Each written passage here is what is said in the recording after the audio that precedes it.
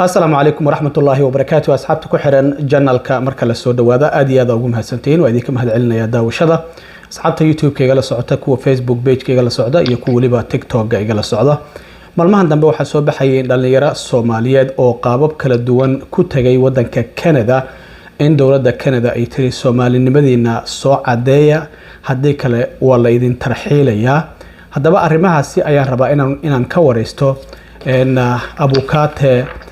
Abdullahi Faarax Barre oo wol loo yaqaano oo arrimahaasi ku howlna iyo dhalinyaradaasi sidii dawladda Canada aysan u tarxiili lahayn hadaba arrimahaasi ayaan rabaa in wax ka weydiiyo qadka telefoonka isagoo jooga magaalada Toronto ee wadanka Canada ayuu si toos ah ugu jiraa in abukaate soo dhawo marka hore waa dhawahay waa baasantahay aad u maasantahay adiga iyo bahda bataqana dhageysanaysa muxuu ahaa channelkaadaba waa idin salaamayaa وأنا وكان ما تعلنيا أبو كاتو ما سنتي بل وحن ربا إن وربحين كوبان بل نجسي سو دلنا يردان يصير أي ودن كوي مادين يصير أدوج أدمركي هربا كم قشيء إن دلنا يردان أي دولة كندا أي تري واند علينا هنا أو سومال المدينة ما عدا وما سنتي واري وحواي دلنا يردان وحن مقلني أنا وحن لشقيا أورلي هذا Workers Action Center oo u dagaalama xuquuqda shaqaalaha aan ku jirin ururada shaqaalaha ku jirin ayaan ka shaqeeyaa marka waxaan maqalnay 2 sano ka hor ayaan maqalnay oo ina soo gaartay qolo organization ay u wada hawshooda ayaan nala soo xiriiray markaas ayaan hawshooda bilownay waxaan ogaanay inay yihiin oo ay noo sheegeen ilaa 400 iyo ziyaado oo ka kala yimid wadamada muxuu ahaa Yurub iyo gaar ahaan Afrika gaar ahaan muxuu ahaa Kenya baasaboor ajnabi ah ay ku soo wada galeen halkan ay iska dhiibeen markay isdhiibayeen waxa uu qornaa meelaha ay ka soo galeen waliba gaar ahaan waxay u badan yihiin 80% waa Kenya ka soo galeen markay isdhiibeen waxa way Soomaaliya isku dhiibeen awalna waxay ku soo galeen baasaboorkaas Kenyaanka iyo baasaboor kale marka sidii lagu diiday safaaradii oo kale Kenyaanka ahaa waa diideen waxay yiraahdeen wiilashan Soomaali waaye ma aha Kenyaan baasaboor waxay ku soo galeen Kenyaan laakiin safaaradii Kenya waa diiday Soomaalidii waxaan u cadeynay masaajidadii iyo ururadii mataqaanaa muxuu ahaa oo halkan deganaa Soomaalida ahaa kulli inay Soomaaliyiin aan u cadeynay waa laga diiday falsification iyo waxba keenana la yiri ma waa dhoofinayna hadda tarxiil suuqiyaal waa weel lama tarxiilin laakiin waa tarxiil suuqiyaal abukato waa mahadsan tahay marka dhalinyaradan waxa sheegtay Yurub iyo Afrika gaar ahaan in Kenya ay ka yimaadeen baasaboor ajnabi ah oo Yurub ah ama Kenya ay wataan marka maxay Soomaali ahaan isugu dhiibeen soo baasaboorada kuwa Yurub watana soo uguma qorno markii ay qaadanayeen inay asal ahaan Soomaaliya ay ka yimaadeen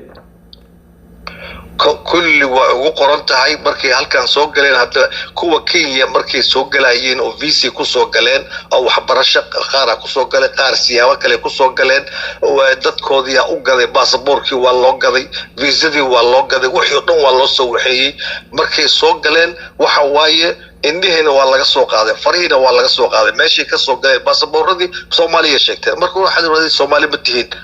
وكلا بس فريق إني كل كينيا فيزا كينيا كسوق شيء باسبورد كينيا قارة توري مركا صعد دياليري وعدينا أنجا واتاي مركا سيدا سفارة الصومالية وحنقولنا كندا إن سفارة الصومالية يسنكجرين أو تندي كله وتهاي عاصمة واشنطن دي سي أمريكان كتنكوتالا سفارة الصومالية هي دولة الصومالية أرنتن حرير مكلا سميسين أرنتها دولة الصومالية والله ورئيسته وزيرك وحقيقينك وزارة أرمها دبدو هالكان ويمد متقانا حول شقو ويمد هالكان أيها لغو ورئيسته وحيري ما دام باسبور أجنبي يكسو قلين أنك وحان وقبان كارنا مجستويري ورئيسي والله قاضي لكن وحالو بحيها ما دام دولة دي فدر هالكا متقانا هالكان إيسان أفدين السفارة إيسان أفدين أما الدولة فدر هالكا إنه سو عديسو إن ويلشان صومالي إيهين oo mataqaana muxuu ahay oo yaani dalkaas ay u dhasheen in la soo cadeeyo kaliya hal raba kaliya waa tahay marka waxaad ii sheegtay dhalinyaradan in qaab waxbarasho qaab shaqo iyo ma jiraan kuwa kale oo qaab si sharci darraha ku soo galay oo safaradan dheer oo la soo galayo tahriibka ku soo galay marka ma qaababkaas ay isugu jiraan dhalinyaradan Soomaalida qaababkaasi isugu jiraan tahriib kuwa Mareykan ka soo galaa jira kuwa oo Latin America ka soo galaa jira toos halkan soo maray Mareykan ka soo dhaxjeexay waa badan yihiin laakiin waxay u badan yihiin Uganda ay Kenya ayay u badan yihiin baasaboor halka soo galo tarxiilka sugaya waxay u badan yihiin qolob baasaboor Kenya ku soo gashay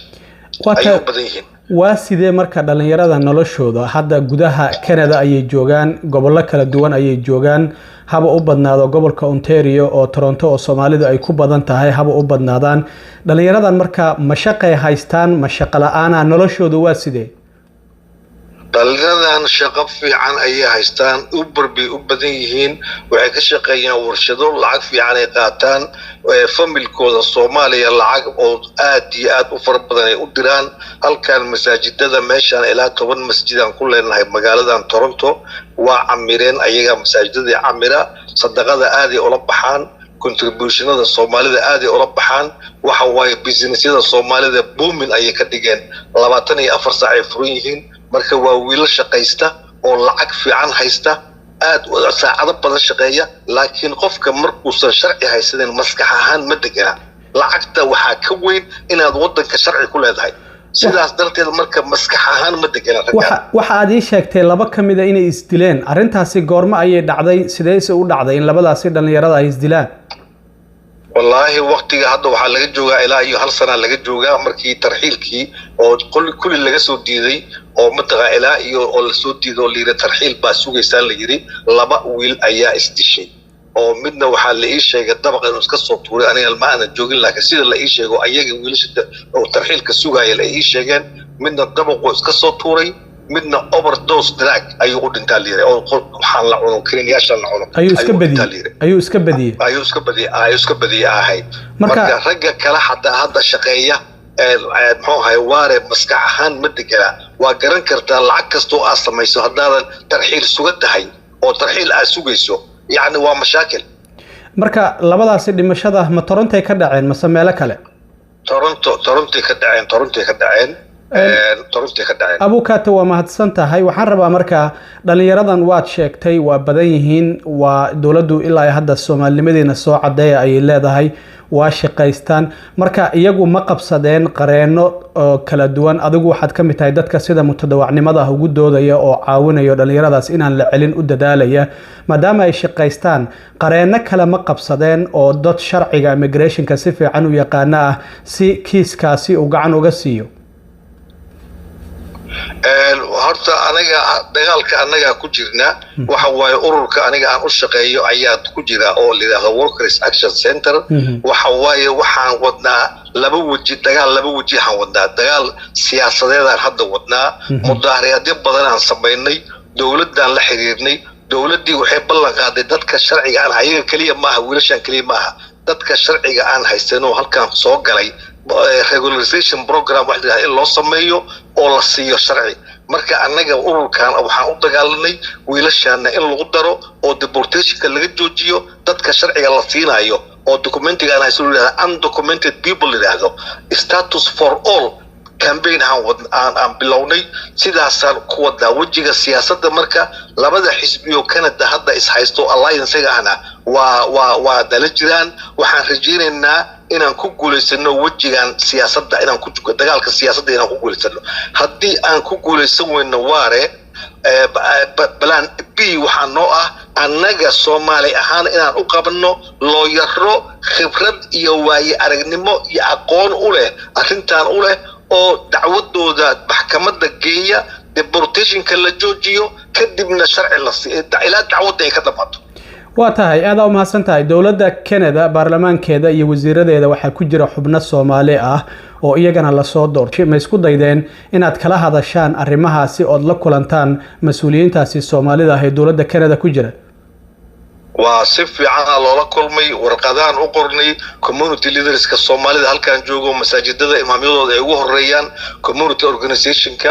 muxuu activistaha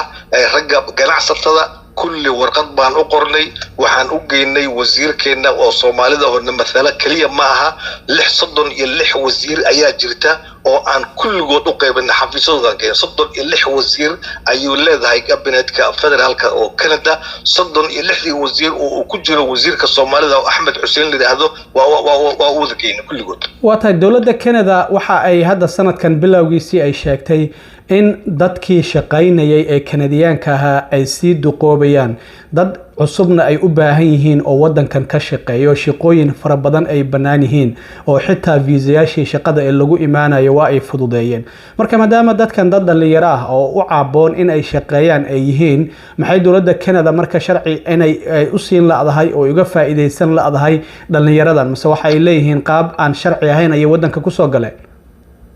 waa sidaas waa qaab aan sharciyeena ku soo galeen leeyina waa sharci darri ku soo galeen laakiin dadkan waa loo baahan yahay sida sheegtay Canada hadda programka la wado oo la yiraahdo regularization program oo khuseeya waxa jira dadka beeraha ka shaqeeya sharci ma haystaan waare oo waxay u badan yihiin Laatiin dadka yimid oo contract lagu keenay 2 sano beeraha ka shaqeeyaan wax kale soo beera ka shaqeyn kara male waliba waqtiga qabowga waxa kale oo jira Philippine aad u badan oo dadka duqowda ah ka shaqeeya hawyooyinka waayeelka ah ka shaqeeya oo home care ku jira ay ka shaqeeyaan waxay ku yimaadaan contract wax sharci oo ay haystaan male waxa la yiraahdaa undocumented people la yiraahdaa marka hadda dawladda waxay wadaa regularization program oo lagu sharciyeeyo dadkaas ee beeraha ka shaqeeya iyo dadkan duqowda ka shaqeeya oo home care ka shaqeeya ayala marka anaga waxaan rabnaa inaan ku darno dadkaas deportation laga joojiyo oo dadkaas sharciga la sidaan ku darnaa waata rajadiinu marka hadda maxay tahay xagee wax idin marayaan in dhalinyaradaasi laga hor istaago inaan la tarxiilin oo ugu yaraan ay wadanka sharci ka helaan rajada aad ka qabtaan intay la egtaa rajadeena aad bay u fiican tahay ururka aan mataqaana aan ka shaqeeyo waxa muxuu ahay uu masalaa oo mas'uul ka yahay 1 milyan iyo 200,000 codkeena waa loo baahan yahay oo aad iyo aad loogu diriraya axsaabta halkan joogto ku dirirayaan dagaalkeena ayaa lagu bilaabay regularization programka aan ku sheegayo dagaalkii aan bilownay 2 sano ka hor ayaa lagu bilaabay haddan soo socota Canada oo dhan magaalooyinka waaweyn ayaa la isaga soo baxaya waxaa loo mudaharaadaya in deportation la joojiyo status for all qof kasta oo aan document haysan la sharci la siiyo aad iyo aad u mahadsantahay kaasi waxa ahaa Abukaate Cabdulaahi Faarax Barre Wall oo u doodaya dhalinyaro Soomaaliyeed oo wadanka Canada qaabab kala duwan ku galay dawladda Canada ay leedahay Soomaali ma tihiin ee Soomaalinimadina soo cadeeyay hadii kale meelaha aad ka imaateen ayaa la idinku celinaya Abukaate aad iyo aad u mahadsantahay adaa mudan waare mar kastaba diyaar baan ku wahay waa mahadsantahay adaa mudan thank you